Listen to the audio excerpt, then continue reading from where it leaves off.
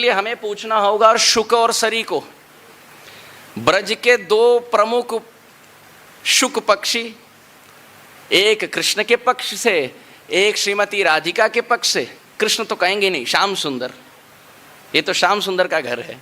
तो एक श्याम सुंदर के पक्ष से और एक श्रीमती राधिका के पक्ष से, और दोनों शुक और सारी मानो चर्चा कर रहे हैं, कृष्ण बड़े कि राधा रानी बड़ी। आप सुनना चाहते हैं ये वार्ता? और उसमें रहस्य छिपा है कि ठाकुर मोर मुकुट क्यों धारण करते हैं, ये रहस्य भी छिपा है। चलिए सुनते हैं। शुक बोले अमर कृष्ण वंशी करे गान। शुक बोल रहे अरे मेरे कृष्ण बंसी वादन करते हैं।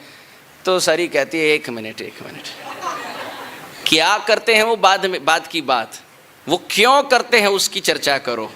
शुक बोले अमर कृष्ण वंशी करे गान। सरी बोले सत्य वचन, बोले राधा नाम। हाँ सत्य वचन है, बंसी वादन तो होता है, पर थोड़ी चर्चा भी करे कि उसके पीछे गान के शब्द कौन से हैं। शुक बोले अमर कृष्ण बंसी करे गान, सरी बोली सत्य वचन, बोले राधा नाम। शुक बोले ठीक है, थोड़ा बदलना होगा अब। शुक बोले अमर कृष्ण गिरी धरे छिल। अरे मेरे कृष्ण तो इतने शक्तिशाली हैं कि उन्होंने पूरे गोवर्धन को उठा लिया। सरी बोली अमर राधा,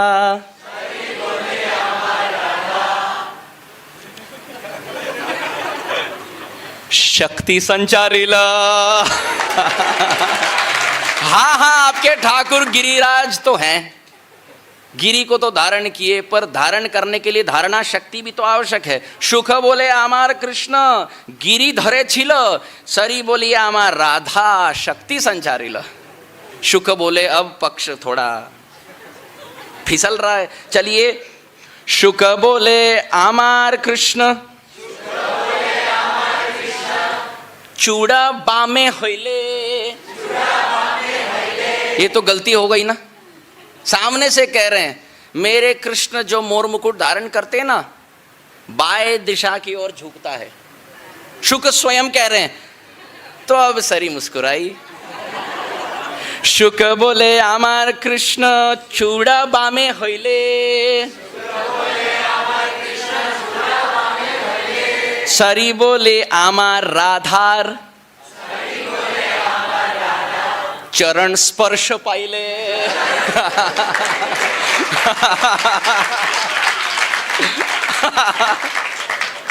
हाँ बाएं दिशा, यहाँ भी तो झुक सकते थे, यहाँ क्यों झुके? हाँ क्योंकि बड़े बड़े लोगों का कहना है कि राधा चरण में ही सब कुछ प्राप्त है। तो यदि आपका मोर मुकुट झुक रहा है ठाकुर, आपको भी झुकना चाहिए, मानो ये उद्देश्य। तो फिर शुक बोले अब तो मुझे यशोदा रानी को लाना होगा अपने पक्ष को भारी करने के लिए। शुक बोले अमर कृष्ण यशोदा जीवन। मेरे कृष्ण यशोदा के जीवन है।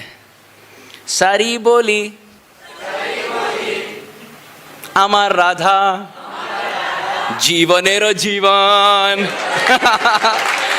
यदि तुम्हारे कृष्ण यशोदा के जीवन है, तो हमारी राधा तुम्हारे यशोदा के जीवन है।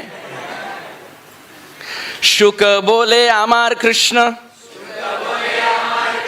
जगत चिंतामणि। सरी बोली अमर राधा प्रेम प्रदायिनी। आपके कृष्ण हैं जगत के चिंतामणि, पर चिंतामणि रख के करोगे क्या? करोगे क्या? कितने भी धन क्यों ना हो, धनानि भूमौ पशवश्च गोष्ठे, नारी गृह द्वार जन श्मशाने, देह चितायाम नरलोक मार्गई, कर्माणुगो गच्छति जीव एक।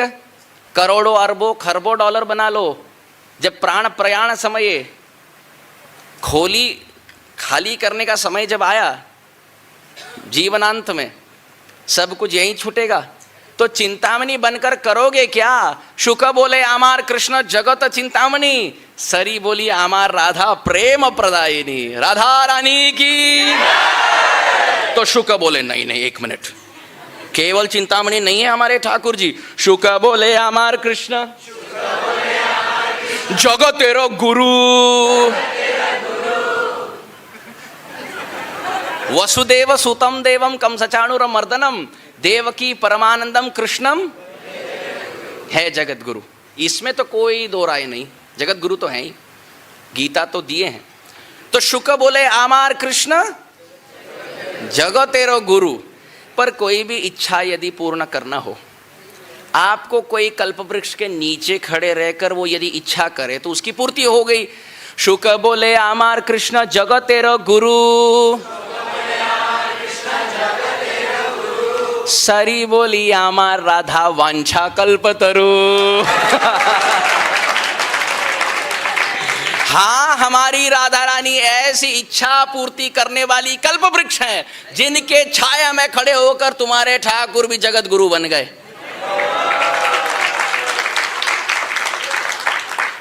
ये दैनिक चर्चा है शुक और सरी के बीच। फिर शुक बोले आमार कृष्ण, अब बात आई मोर पंख क्यों धारण करते। शुक बोले आमार कृष्ण माथाए मयूर पेख,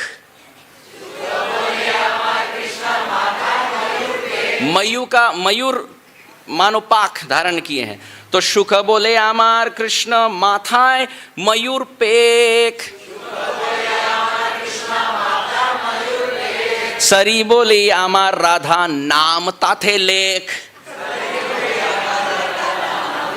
सरी कहती है उस मोर मुकुट में, मोर पंख में अवश्य राधा नाम छिपा होगा, वरना ठाकुर सिर के ऊपर क्यों धारण करेंगे उसको।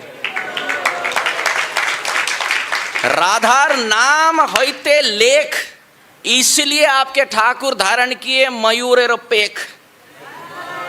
फिर शुक बोले आमार कृष्ण प्रेमेर भिकारी।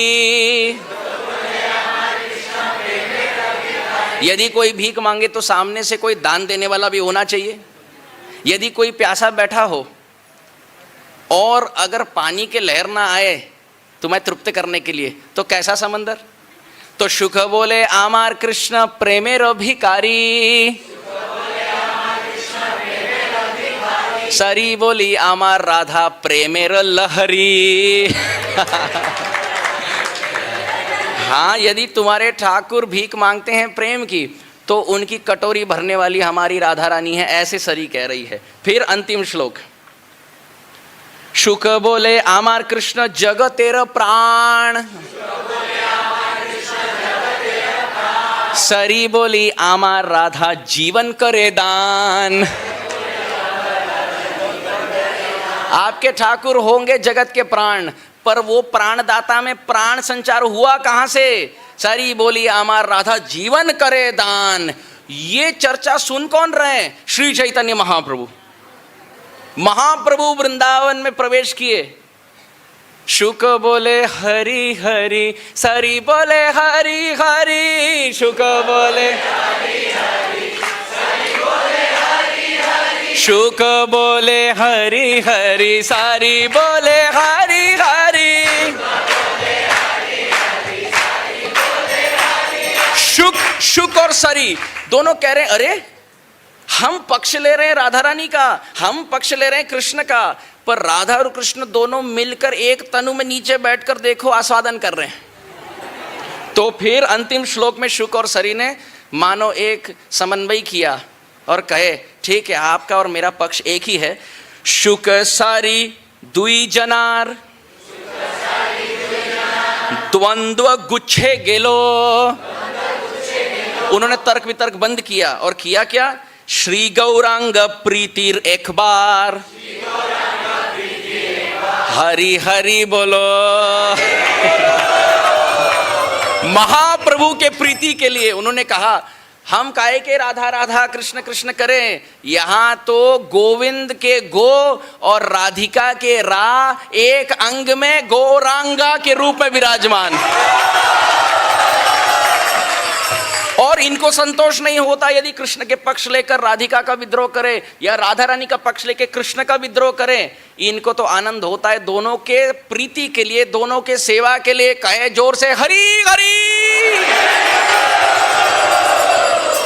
तो इस भाव में श्री चैतन्य महाप्रभु इस ग्रंथ में को नंद कुल चंद्रमा, ये नंद महाराज की कुल के चंद्रमा कृष्ण कहाँ हैं? को शिखी चंद्र का अलंकृति, मोर मुकुट धारण करने वाले कृष्ण कहाँ हैं? को मंद्र मुरली रव, वेणु माधुरी से पूरे जगत को आप्लावित करने वाले कृष्ण कहाँ हैं?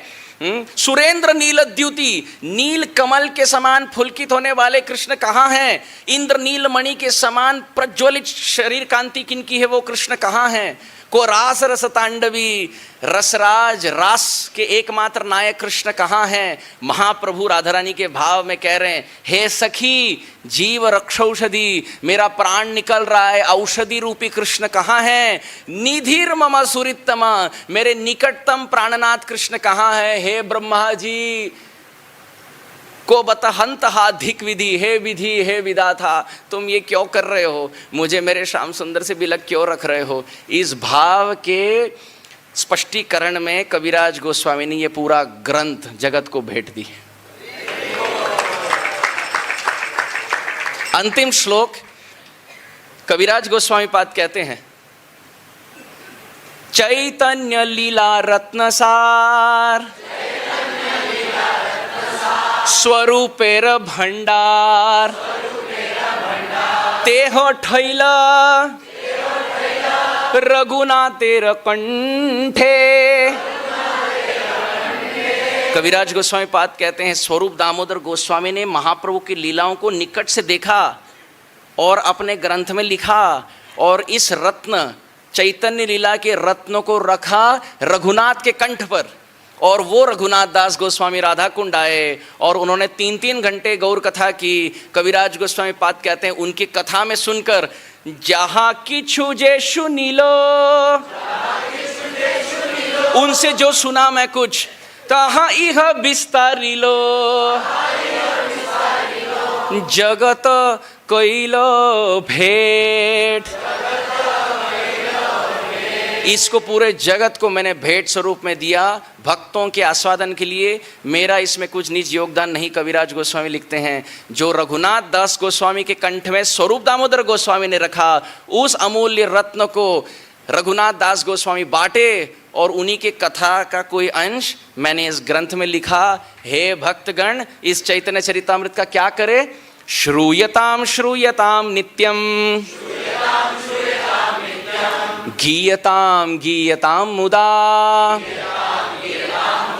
चिंत्यताम चिंत्यताम भक्ता, चैतन्य चरितामृतम। कविराज गोस्वामी पाद कहते हैं, इसको रोज सुनिए, इसको जोर से गाइए और भक्तों के समाज में बैठकर इन श्लोकों का, इन लीलाओं का आस्वादन कीजिए। इस ग्रंथ को श्रील प्रभुपाद जी ने पूरे जगत में दिया। और इतनी सुंदर बात है कि भागवत के भाषांतर को बीच में रोककर चैतन्य चरितामृत को दिया। प्रभुपाद जी का भाव ये था, भागवत पर तो कितने टीकाकार हैं, अन्य संप्रदाय के लोगों ने भी टीका लिखी। यदि प्रभुपाद जी को ये भय था, और ये चैतन्य चरितामृत में स्वयं प्रभुपाद जी लिखते हैं, कविराज गोस्वामी जैसे वृद्धावस्था में स्थित थे, उन्हीं के पद चिन्हों का अनुगमन करते हुए मैं भी वृद्धावस्था में स्थित हूँ। उनको भय था कहीं चैतन्य चरितामृत पूर्ण ना हो तो, मुझे भी भय है कहीं मेरी कृति, मेरे ग्रंथ पूर्ण ना हो तो। इसलिए भागवत को रोक कर, क्योंकि कई टीकाएं हैं, अपने गौड़ीय सिद्धांत के शिरोमणि ग्रंथराज चैतन्य चरितामृत को मैं जगत को प्रस्तुत कर रहा हूँ। प्रभुपाद जी लिखे इसलिए